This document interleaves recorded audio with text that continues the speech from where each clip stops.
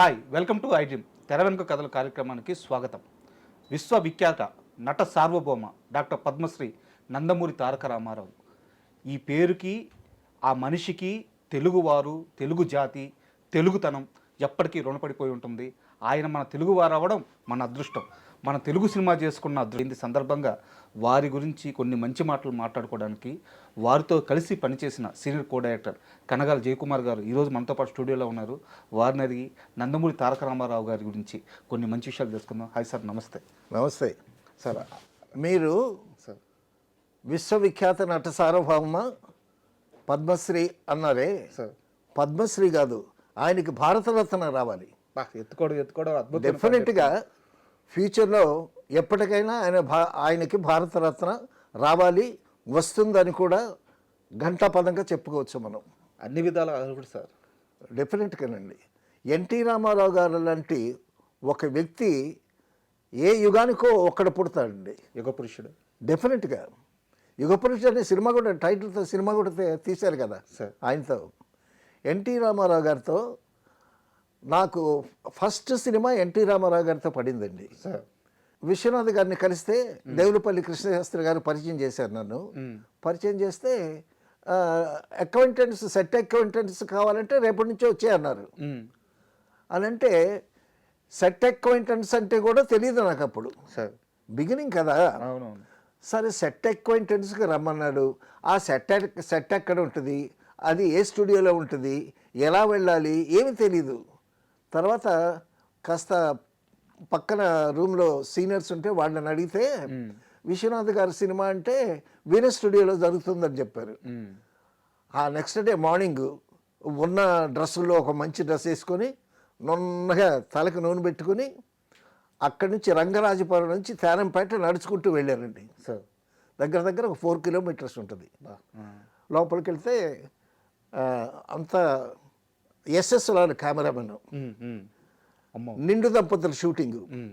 అప్పటికి అందరూ చంద్రమోహను, తర్వాత లక్ష్మి, రమాప్రభ, రాజబాబు, కైకాల సత్యనారాయణ అందరూ ఉన్నారండి.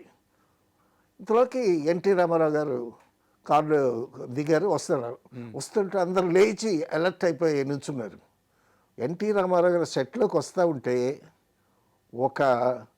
ఏదో ఒక దైవాంశ సంభూతులు వస్తున్న ఒక ఫీలింగ్. నేను ఫస్ట్ టైం ఆయన చూడటం, రాముడిగా కృష్ణుడిగా చూశాం కదా. అప్పటికే చక్కగా తెల్ల పంచ, తెల్ల లాల్చి వేసుకొని ధవళకాంతుల్లో దగదగ మెరిసిపోతున్నాడు ఆయన. ఆయన మెరిసిపోయాడో లేదో అది పక్కన పెట్టండి, నేను మెరిసిపోతున్నాను ఆయన్ని చూస్తూ. అనుభూతి చెందడం. అనుభూతి. సరే కూర్చున్నానండి. కూర్చున్న తర్వాత సావిత్రి, రామారావు గారు వాళ్ళిద్దరికీ ఒక షాట్ అరేంజ్ చేశారు. ఒక చెట్టు, ఆ చెట్టు ముందు ఒక చిన్న దిమ్మె, ఆ దిమ్మె మీద ఇద్దరే కూర్చోవడానికి స్పేస్ ఉంది. విశ్వనాథ్ గారు షాట్ చెప్పారు, ఎస్ఎస్ఆర్ గారు షాట్ అరేంజ్ చేశారు. దిమ్మెలో లెఫ్ట్ సైడ్నేమో సావిత్రి గారు కూర్చుంటారు, ఈ పక్క స్పేస్లో రైట్ సైడ్ ఉన్న స్పేస్లో ఎన్టీ రామారావు గారు కూర్చుంటారు. కూర్చున్న తర్వాత వాళ్ళిద్దరు సంభాషణ, ఏదో డైలాగ్ ఉంది, అది షాట్. సరే రిహార్సల్ చేశారండి. రిహార్సల్ చేసి టేక్ అని అన్నాడు విశ్వనాథ్ గారు. బ్రదర్ టేక్ చేద్దామంటే ఓకే బ్రదర్ టేక్ చేద్దామన్నారు రామారావు గారు. అంటూ బ్రదర్ టేక్లో మసాలా వేస్తామండి అన్నారు రామారావు గారు. ఓకే బ్రదర్ అన్నాడు విశ్వనాథ్ గారు. ఆయన వచ్చి కూర్చోటానికి ముందు ఇలాగాని సావిత్రి ఇట్ట అన్నాడు. అనేసరికి ఆ దెమ్మ మీద నుంచి సావిత్రి గారు కింద పడిపోయింది. ఎస్ఎస్ఆర్ గారు కెమెరామెన్ సావిత్రి ఏది సావిత్రి ఏది అని అంటున్నాడు కెమెరాలో నుంచి చూసి. అంటే అనుకోకుండా జరిగినటువంటి మసాలా వేయటం అంటే ఆయన ఏదో గమ్మత్తు చేస్తాడని అనమాట. సరే మళ్ళీ కూర్చోబెట్టి ఆ మసాలా కాస్త రేంజ్ తగ్గించి మళ్ళా రామారావు గారు వచ్చి ఆవిడ పక్కన కూర్చొని డైలాగులు చెప్పారు. అదొక షాట్ అయిపోయింది. ఇది మీ ఫస్ట్ ఎక్స్పీరియన్స్? అది నా ఫస్ట్ ఎక్స్పీరియన్స్ సార్. సో తర్వాత షాట్లు తీస్తున్నారండి. షాట్లు తీస్తూ ఉంటే 11 గంటలకి, అది ఎస్విఎస్ ఫిలిమ్స్, బిందే జగన్నాథరావు గారు ప్రొడ్యూసరు సార్. ఆయన వచ్చి 11 గంటలకి రామారావు గారి దగ్గరికి వచ్చి అప్పుడు పెద్ద ఆయన అనేవాళ్ళం. రామారావు గారు అనేవాళ్ళం కాదు, పెద్ద ఆయన అనేవాళ్ళం. ఇప్పుడంటే రామారావు గారు అంటున్నాం అనుకోండి, అయ్యా మరి మధ్యాహ్నం లంచ్కి ఏం చేయమంటారు అని అడిగాడు ఆయన. 11 గంటలకు వచ్చి ఆయన అడుగుతారంట. అడిగితే ఆయన మెనూ చెప్తాడు ఏ కూర వండాలని. ఓకే. మిద్దే జగన్నాథరావు గారి ఇంట్లో అద్భుతంగా వంటలు చేస్తారు. శ్రీనారాయణ రెడ్డి గారు హైదరాబాద్ నుంచి మెడ్రాస్ ఎప్పుడు వచ్చినా సరే వాళ్ళ ఇంట్లోనే భోంచేస్తారు. రామారావు గారు బ్రదర్ అని ఆలోచించి, బ్రదర్ చింత చిగురు మాంసం వండించండి అని అన్నారు. అనేసరికి అలాగేనండి అని చెప్పి మిద్దె జగన్నాథరావు గారు వెళ్ళారు. అది అన్సీజన్, చింత చిగురు దొరకదు. చింత చిగురు కోసం మెడ్రాస్ అవుట్స్కట్స్కి 4 జీపులు వెళ్ళేయండి. అంటే ఆ రోజుల్లో ఆయన మాట వేదం. రోజు 11 గంటలకు వచ్చి ఆయన మెనూ అడగాలి నిర్మాతలు. ఆ ఫుడ్ తెచ్చి రెడీ చేస్తారనమాట. వేడిగా హాట్ బాక్స్లో తెచ్చి పెడతారు. ఆయన తినగా ఏదైనా మిగిలితే మా బట్టోడికి వేస్తారనమాట, తలాకేస్తారు. సరే వెళ్ళారండి. మొత్తానికి ఎక్కడో మరి చింత చిగురు చింతకు ఏదో తీసుకొచ్చారు, చక్కగా వండారు. వెండి ఆ కూర తీసుకొచ్చి అప్పటికి 1 గంట బ్రేక్ అయితే ఎన్టీ రామారావు గారు తినేసే వరకు కాస్త ఆగండి. సరే మేము కాసేపు ఆగాము. ఇంతలోకి ఎన్టీ రామారావు గారు తినేశారు. తినేసిన తర్వాత ఆ చింత చిగురు మాంసం కూర మా వరకు వచ్చింది. ముందేమో అసోసియేట్ డైరెక్టర్ కూర్చున్నాడు, తర్వాత అసోసియేట్ కెమెరామెన్ కూర్చున్నాడు, తర్వాత ఒక అసిస్టెంట్ డైరెక్టర్ కూర్చున్నాడు, లాస్ట్లో నేను కూర్చున్నాను. నేను అప్రెంటిస్ని కదా. సరే ఆ కూర అందరికీ వడ్డించారండి. ఆఖరికి నాకు వచ్చేసరికి ముక్కలేదు, ఇంత ఇగురు పడింది. మొక్కలేదో ఆకొచ్చింది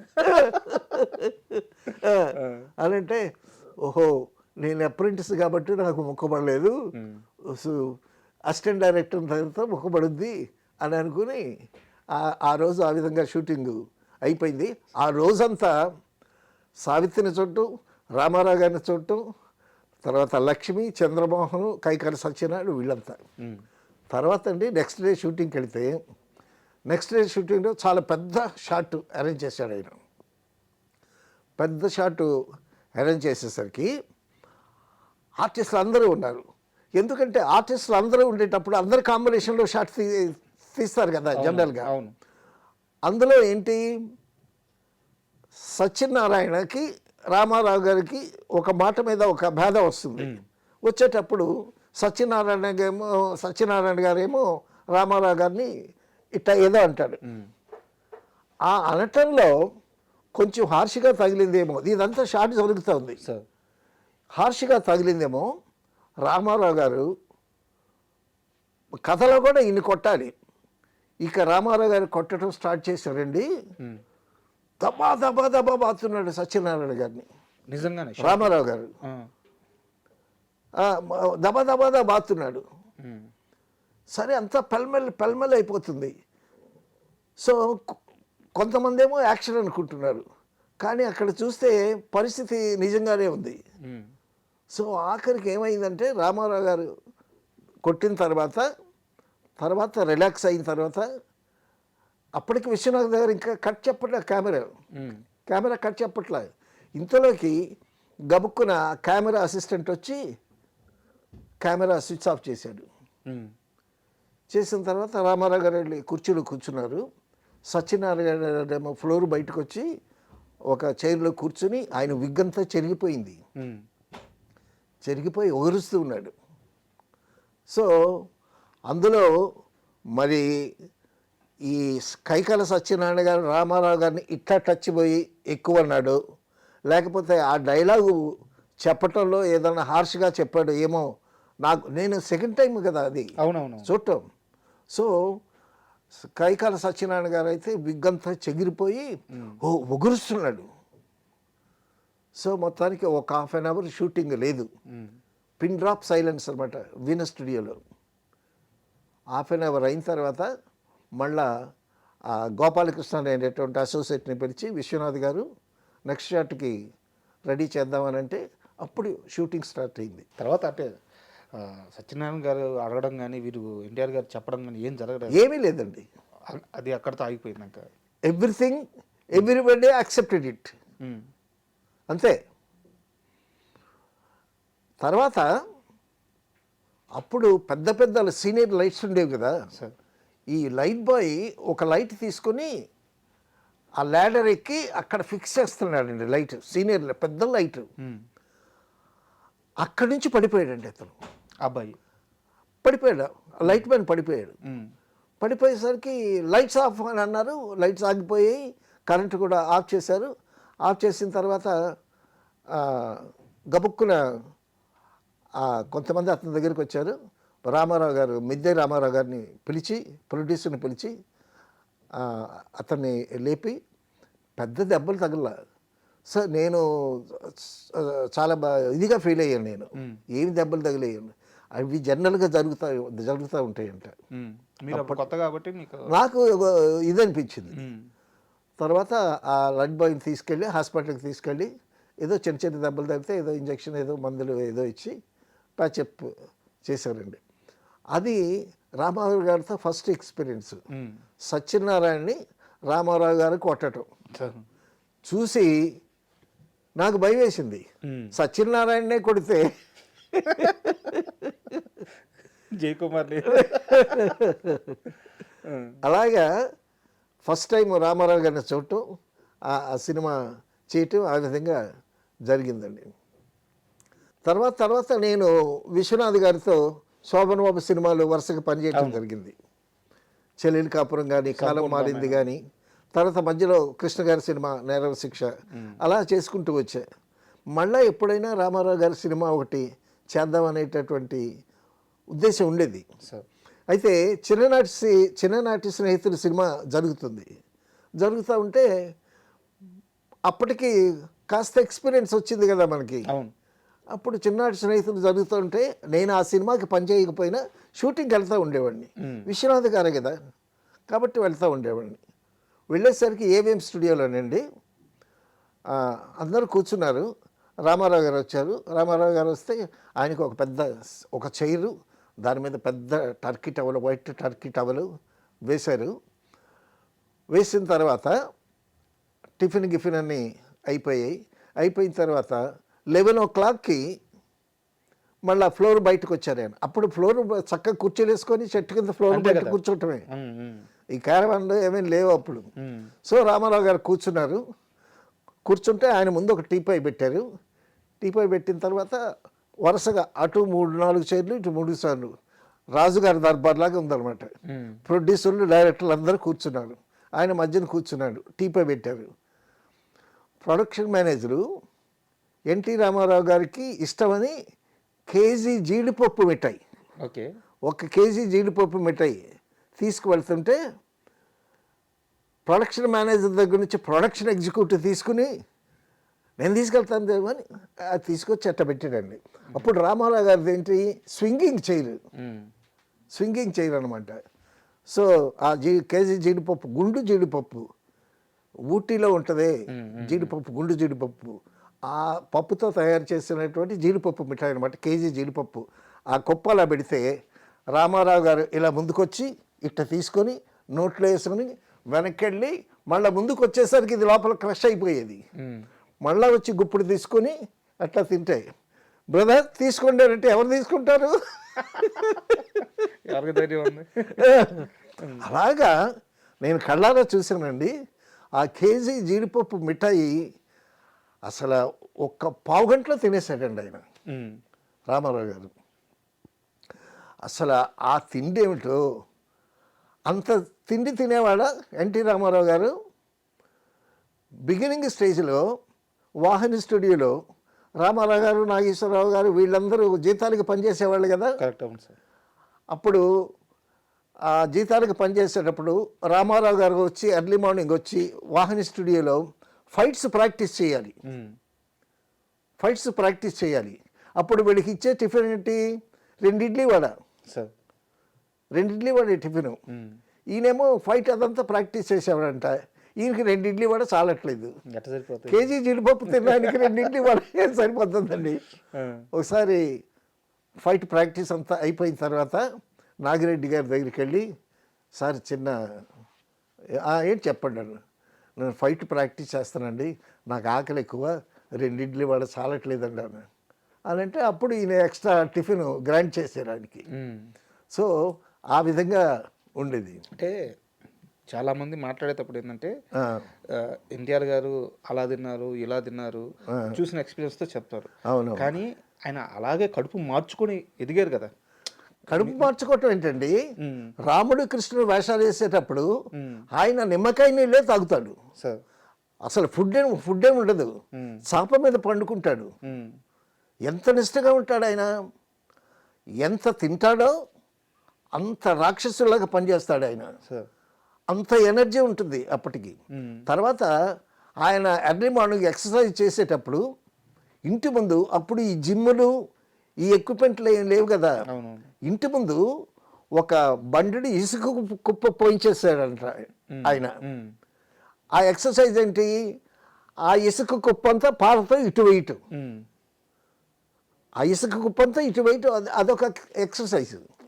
ఆ ఎక్సర్సైజ్ అయిన తర్వాత స్నానం చేసిన తర్వాత పూజ గిజ ఏదో ఆయన చేసుకున్న తర్వాత చక్కగా మేకప్ వేసుకుని తర్వాత సుష్టుగా భోంచేసి అప్పుడు డ్రెస్ వేసుకుని, అప్పటికి ఈయన చూడటానికి తిరుపతి వెళ్ళి గుండ్లు కొట్టించుకొని రామారావు గారు చూడటానికి ఒక 4 బస్సులతో జనాలు రెడీగా ఉంటారు. అక్కడ దర్శనం అయిపోయిన తర్వాత అక్కడ దర్శనం అయిపోయిన తర్వాత ఇక్కడ దర్శనం. సరే, అక్కడ వాచ్మెన్ ఏం చేస్తాడు, రామారావు గారు బయటకు వచ్చేంత వరకు మీరు బస్సులోనే కూర్చోండి, ఆయన బయటకు వచ్చిన తర్వాత అప్పుడే కిందకి రండి అని ఇన్స్ట్రక్షన్స్ ఇస్తాడు. ఇది ప్రతిరోజు ఉంటుంది సార్? ఇది ప్రతిరోజు ఉంటుంది, ప్రతిరోజు ఉంటుంది. సరే, అప్పటికే మేకప్ వేసుకొని డ్రెస్ వేసుకొని రామారావు గారు వస్తూ ఉంటే అప్పుడు వీళ్ళంతా బస్సుల్లో దిగి అలాగే తేరిపారి చూస్తూ ఉంటారు. ఆయన తేరిపారి చూస్తూ ఉంటే అప్పుడు ఆయన అడుగుతాడనమాట, మీ దేవురు ఎక్కడి నుంచి వచ్చారు? మాది శ్రీకాకుళం అండి. నాగావళిలో నీళ్లు ఉన్నాయా, పంటలు పండుతున్నాయా అని చక్కగా అడుగుతాడు. మీ దేవురండి, మాది రాజమండ్రి అండి. రాజమండ్రి చాలా బాగానే ఉంటుంది, అక్కడ పంటలన్నీ బాగా పండుతాయి. ఈ మీరు ఎత్తుకున్న అబ్బాయి ఎవరనంటే మా మనవడండి.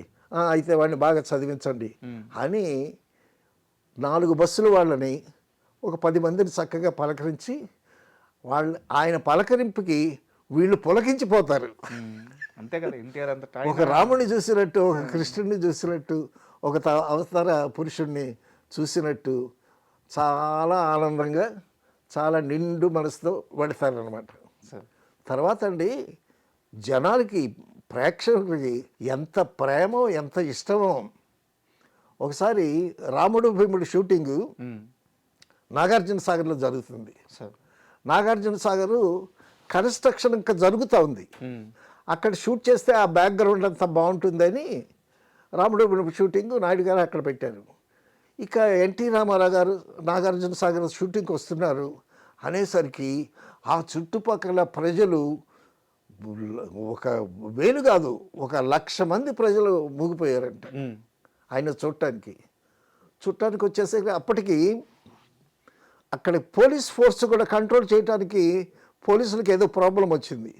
ఎందుకంటే పక్కన ఏదో కెలామిటీ జరిగిందంట, ఆ పోలీస్ మెన్ అంతా అటు వెళ్ళారంట. ఇక్కడ పోలీస్ ఫోర్స్ కూడా లేదు. లేకపోయేసరికి రామానాయుడు గారేమో ఇక్కడ షూటింగ్ చేయటము కష్టం అది ఇది అని అంటే అప్పుడు రామారావు గారు, బ్రదర్ మీరేం కంగారు పడకండి అని చెప్పి రామారావు గారు ఒక హైట్, ఒక చెప్టాలాగా ఎక్కి అందరికీ ఇలాగ చేతులు పెట్టి అందరికీ ఒక నమస్కారం పెట్టి, బాబు మేము షూటింగ్ కోసం వచ్చాము, మీరు మమ్మల్ని చూడటానికి వచ్చారు, మమ్మల్ని చూశారు కదా అని మిగతా వాళ్ళని కూడా చూపించి, సో మీరు చూసి చక్కగా మీరు వెనక్కి వెళ్ళిపోతే మా పని మేము చేసుకుంటాం అని అంటే ఇంతమంది జనాల్లో పిన్ డ్రాప్ సైలెన్స్ అనమాట. ఆయన మాట విని అలాగే వెనక్కి వెళ్ళారు. ఒక్క మాట, ఆయన మాట, ఆ మాటకి ఎంత విలువ ఆ వ్యక్తి మీద ఎంత ఆరాధనా భావం. ఇంకా కదా సార్ దేవుడు అంటారు. అసలు ఒకసారి నేను రైల్వే స్టేషన్ మెడ్రాస్ సెంట్రల్ స్టేషన్లో చూశానండి. నేను స్టేషన్కి వెళ్ళాను, మా బ్రదరు వస్తాడని రిసీవ్ చేసుకోవడానికి. ఇంతలోకి తప్పుకోండి అంటున్నారు. ఏంటని నిలబడి చూస్తే రామారావు గారు ఫస్ట్ క్లాస్ నుంచి దిగి నడిచొస్తూ ఉంటే అసలు స్పెల్ బౌండ్ అనమాట. నేనేంటి, ఆ ప్రయాణికులందరూ ఆగి చూస్తున్నారు రామారావు గారు. ఆయన నడక, పంచికట్టు, మంచి చక్కని తెల్లటి లాల్చీ వేసుకుని ఆయన మామూలుగా వస్తున్నాడు. ఆయనకు మామూలే, ఆయన మామూలే, చూసే వాళ్ళకి మామూలు కాదు కదా, చూసేవాడికి మామూలు కాదు కదా. సో అటువంటి పర్సనాలిటీ. తర్వాత అండి, అంత పర్సనాలిటీలోనూ ఆయన వ్యక్తిని గౌరవించడం ఆయన్ని చూసి నేర్చుకోవాలండి. సి నారాయణ రెడ్డి గారిని పాటలు రాయమంటే నారాయణ రెడ్డి గారు ఒక కండిషన్ పెట్టారు. ఏమండి, నేను ఒక సినిమాకి అన్ని పాటలు రాసి ఆ విధంగా ప్రవేశించాలనుకుంటున్నాను అని అంటే, అలాగే బ్రదర్, పాటలన్నీ మీరే రాయండి అని చెప్పి సి నారాయణ రెడ్డి గారిని ఇన్వైట్ చేశారు రామారావు గారు. సి నారాయణ రెడ్డి గారు హైదరాబాద్ నుంచి మెడ్రాస్ ట్రైన్లో వస్తున్నాను. అప్పుడు సి నారాయణ రెడ్డి గారిని రిసీవ్ చేసుకోవటానికి ఎన్టీ రామారావు గారు త్రివిక్రమరావు గారిని తీసుకొని, గుమ్మడి గారిని తీసుకుని వెళ్ళారు. 2 కార్లు తీసుకుని స్వయంగా వారే వెళ్ళారు. స్వయంగా ఆయనే వెళ్ళారు. నారాయణ రెడ్డి గారు వస్తే ఆయన్ని రిసీవ్ చేసుకొని, బ్రదర్, ఇది నేను ఎప్పుడూ వాడే కారు, ఇది మన కారే, నేను షూటింగ్కి వెళ్తాను ఈ కార్లో, రోల్స్ రాయిస్ కారు అనుకుంటా, ఓల్డ్ మోడల్ రోల్స్ కారు. తర్వాత ఈ కారు, మీరు ఏ కారులో కూర్చుంటారు అని అడిగారంట. అని అంటే, మీరు రోజు షూటింగ్కి వెళ్ళే కారులోనే కూర్చుంటారంటే నారాయణ రెడ్డి గారు వచ్చారు. వచ్చిన తర్వాత అప్పుడు ఒక పాట ట్యూన్ చేశారు. ఆ ట్యూన్కి ఈయన సాహిత్యం రాశాడు, పాట ట్యూన్ అయిపోయింది. కానీ 2వ పాట ముందుకు వచ్చింది. అదే నన్ను దోచుకుందు ఒకటే వన్నెల దొరసాని. ఆ పాట మొట్టమొదటి నారాయణ రెడ్డి గారు రాసినటువంటి పాట. ఆ పాటతో ఆయన ప్రస్థానం మొదలైంది. తర్వాత ఎన్టీ రామారావు గారి సినిమాలో ఎన్నిటికో ఆయన పాటలు రాశాడు. ఆయనకి సరస్వతి పుత్రులు అంటే ఎంత ఇష్టం అంటే, అవునవును, ఇప్పుడు మీరు చెప్పిన సినారయ్య గారి ఉదాహరణ కానీ, పరుచూరి బ్రదర్స్ ఉదాహరణ కానీ, నేను వేటూరి సుందరరామూర్తి గారి అబ్బాయిని ఇంటర్వ్యూ చేశాను. వారు చాలా మంది తెలియని ఒక విషయం చెప్పారు.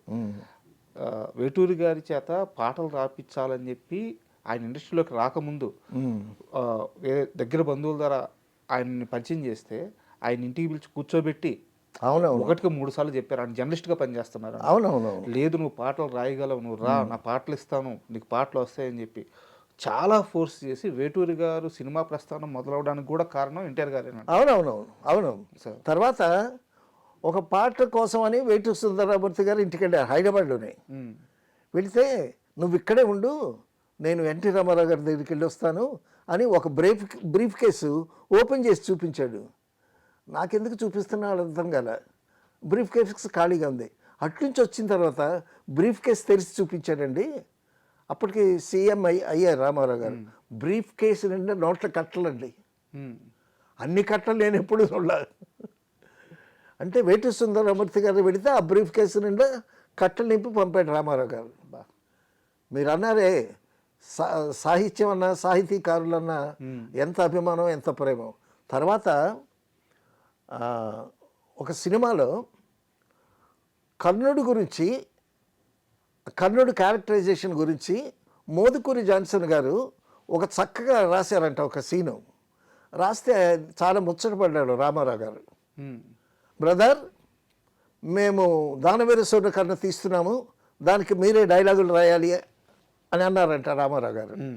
అంటే ఒక కర్ణుడు క్యారెక్టరైజేషను ఒక క్యారెక్టర్కి ఆపాదించి రాయటంలో అంత బాగా రాశాడని.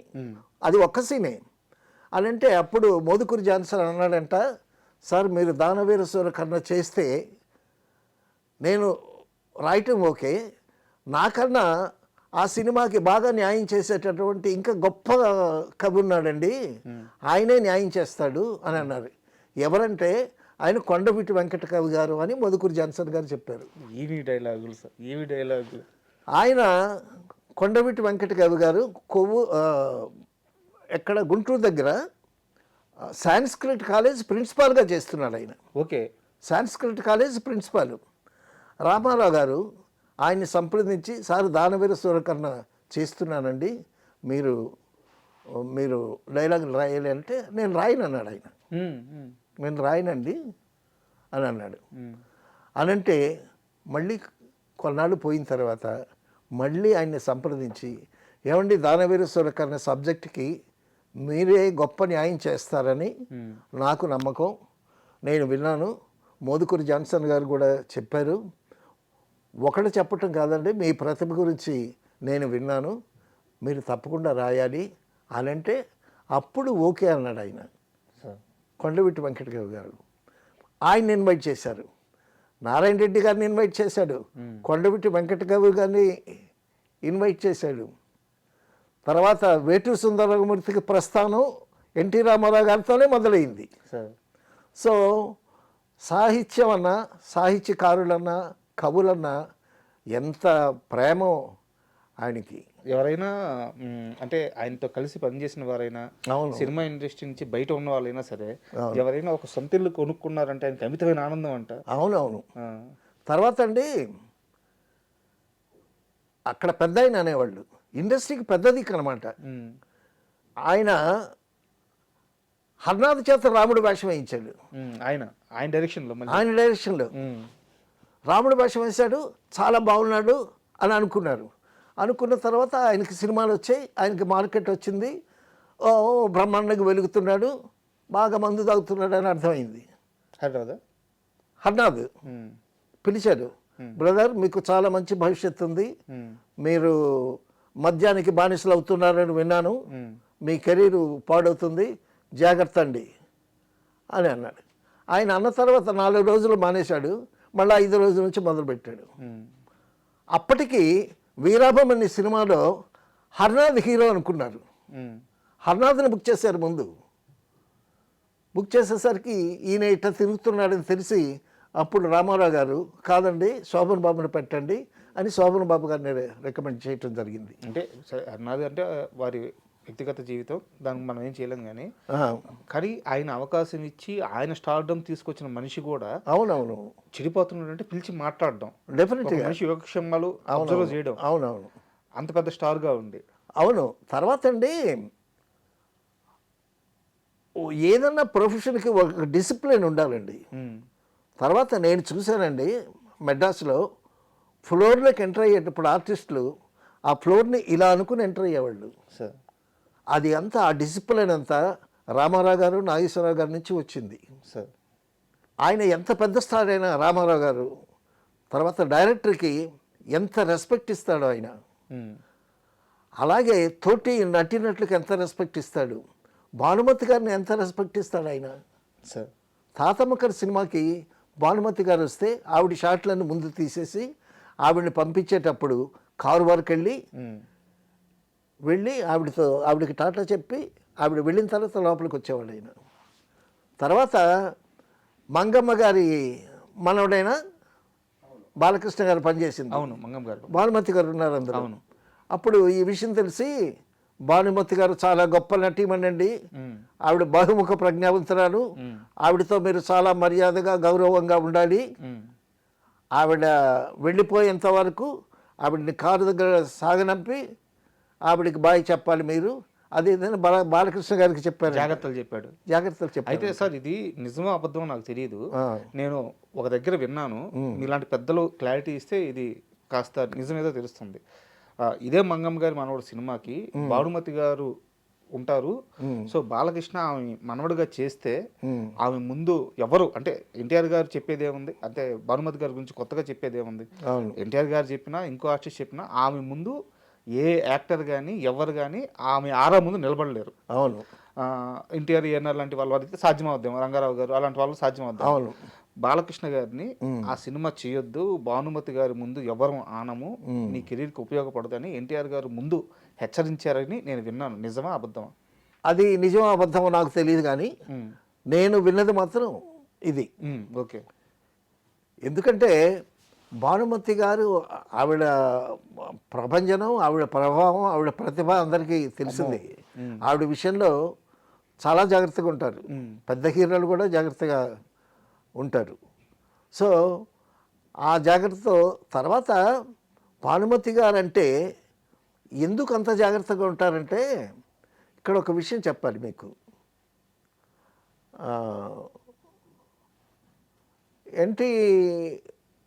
ఎన్టీ రామారావు గారి సినిమాలోకి భానుమతి గారు ఒక వేషం వేయాలి.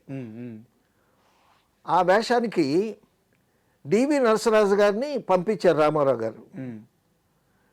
నరసరాజు గారు వెళ్ళి భానుమతితో మాట్లాడారు. డివి నరసరాజు గారు ఆ సినిమాకి రైటరు, చాలా పెద్ద మనిషి, జెంట్మెన్ ఆయన. సో ఏ ప్రొడక్షన్ మేనేజర్ పంపించకుండా పెద్దరికంగా ఉంటుందని ఈయన పంపించారు. పంపించి ఏమండి చెప్పండి పలానా వేషం, ఆ క్యారెక్టర్ అదంతా చెప్పండి, మీరు వెళ్ళి చెప్తే వింటుంది ఆవిడ.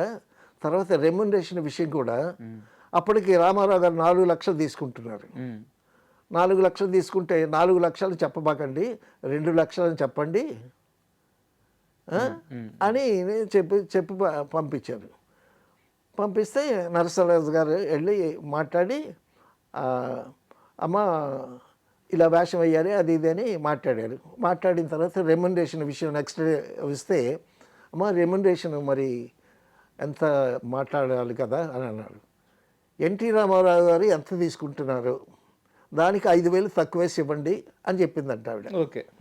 ఆమె రేంజ్కి తగ్గట్టు మరి హీరో కాబట్టి ఒక 5,000 కన్సెషన్ ఇచ్చింది ఆవిడ. సరే ఆయన ఆ నెక్స్ట్ డే 5,000కి తక్కువ 2 లక్షలు తీసుకుని వచ్చాడు. తీసుకుని వచ్చిన తర్వాత ఇదిగోండి మీ అమౌంట్ అది ఇది అని అంటే, భానుమతి గారు ఏం చేసింది, ఎన్టీ రామారావు గారు 2 లక్షలు తీసుకుంటున్నాడు కదా, ఇప్పుడు నాకు 1,95,000 ఇచ్చారు కదా అని ఈవిడ ఒక 5,000 ఇచ్చి ఈ 2 లక్షలు తీసుకుని ఆయన రెమ్యునరేషన్గా తీసుకొని నా సినిమాలో యాక్ట్ చేయమని చెప్పండి అని అంది. అప్పుడు 4 లక్షలు తీసుకునేటటువంటి ఎన్టీ రామారావు గారు 2 లక్షలకి యాక్ట్ చేయాల్సి వచ్చింది. చేశారుగా, అమ్మాయి పెళ్ళేదో సినిమా చేశారంట. సో అంటే ఆవిడకి అవన్నీ ముందే ఊహిస్తుంది ఆవిడ. ఆవిడ చాలా తెలివైంది, బహుముఖ ప్రజ్ఞాశాలి అని అందుకే అన్నారా. ఏంటండి ఒక సినిమాలో, మిసం సినిమాలో ఈవిని తీసేసి సావిత్రిని పెట్టారు. తోడునేడు సినిమాలో సావిత్రి ప్లేస్లో భానుమతి వచ్చి కూర్చుంది. ఇట్లాంటివన్నీ జరుగుతాయి. అంటే అయితే మనం ఎన్టీఆర్ గారి గురించి మాట్లాడుకున్నాం కాబట్టి, అవును, మీరు చివరిగా ఒక మాట చెప్పండి. ఆయనతో కలిసి ప్రయాణించారు, ఆయన్ని చూస్తా ఆనందపడ్డారు, ఆయన స్టార్ డమ్ దగ్గర నుంచి చూసారు, ఆయన ముఖ్యమంత్రి అవ్వడం చూశారు. ఆయన అంత రేంజ్కి ఎదిగిన తర్వాత ఏ రోజన్నా ఆయన కలిసారా మీరు, ఆయనతో మాట్లాడడం కానీ? ఏడ కలిసామో, ఫస్ట్ సినిమాతో భయపడితే ఆ భయం అలాగే ఉండిపోయింది. తర్వాత చిన్నాటి స్నేహితులు షూటింగ్ అయ్యేటప్పుడు ఎన్టీ రామారావు గారు ఉండేటప్పుడు ఆయన చూడటానికి వెళ్ళాము ఏవిఎంకి. సో అప్పుడప్పుడు అలా చూడటమే ఆయన్ని. తర్వాత ఫంక్షన్స్లో చూడటం, అలాగే చూడటమే. తర్వాత ఎన్టీ రామారావుతో కలిసి పనిచేసేటటువంటి అదృష్టం నాకు దొరకలేదు. తర్వాత శోభన్ బాబు గారు, కృష్ణ గారు, నాగేశ్వరరావు గారితో సినిమాలు చేయటం తటస్థించింది. తర్వాత ఎన్టీ రామారావు గారిని, ఆ విగ్రహాన్ని, ఆ మనోహర విగ్రహాన్ని ఫంక్షన్స్లో చూడటమే. సార్ నిజంగా చాలా చాలా థ్యాంక్ యూ. ఎందుకంటే ఆయన యుగ పురుషుడు, తెలుగువారి ఆత్మగౌరవాన్ని నిలబెట్టిన, డెఫినెట్గా అలాంటి గొప్ప వ్యక్తి గురించి అద్భుతమైన విషయాలు తెలియజేశారు. తర్వాత అలాగే మీరు ఇంటర్వ్యూ స్టార్టింగ్లో ఒక మాట అన్నారు, పద్మశ్రీ కాదు డెఫినెట్గా భారతరత్న రావాల్సిందే అని చెప్పేసి, అది నిజం అవ్వాలని మనస్ఫూర్తిగా కోరుకుందాము సార్. తర్వాత 2002లో ఎన్టీ రామారావు గారి మీద ఒక కవిత రాశాను నేను. అది చదివి వినిపిస్తాను, చెప్పండి. దానితో ఫినిష్ చేద్దాం. నాటి ప్రభంజనం ఎన్టీఆర్, తెలుగు కీర్తి కిరీటాన కోహినూరు వజ్రమా, రంగుల తెర వేలుపువై వెలిగిన నటరత్నమా, చరితార్థం నీ చరిత్ర చలనచిత్ర చరిత్రను, నటరాజ నర్తనం నీ నటన కౌశలం, తెలుగు సంస్కృతి సభలు, తెలుగు సంస్కృతి ప్రభలు వెదజల్లిన తెలుగోడా, తెలుగు ఆత్మగౌరవాన్ని చాటిన ఓ మనగాడ. నాడు నాడు పయనించి ప్రతినాడిని కదిలించి చైతన్యం నింపినావు, స్ఫూర్తిని రగిలించినావు, కొండనేని ఢీకొట్టే గుండె ధైర్యం ఇచ్చినావు, సర్కారును సృష్టించి మేలు ఏలికైనావు. అంబరమే అబ్బురుపడి సంబరాలు చేసింది, తెలుగు జాతి జయ పతాక వినువీధిని ఎగసింది, ఢిల్లీ నేతల గుండెలు గుబిళ్ళని మ్రోగాయి, ఉవ్వెత్తున ఎదిగినావు జాతీయ స్థాయికి. బా, అద్భుతంగా ఉంది సార్. అంటే ఆ మనిషి గురించి ఇంత బలమైన మాటలు రాయడం ఆయనకి అన్నీ అలా అలంకారంగా కుదిరిని ఆ కవితలో పెట్టే మాట. ఎంత గొప్ప కవిత్వం నిజంగా great sir. Thank you. Thank you.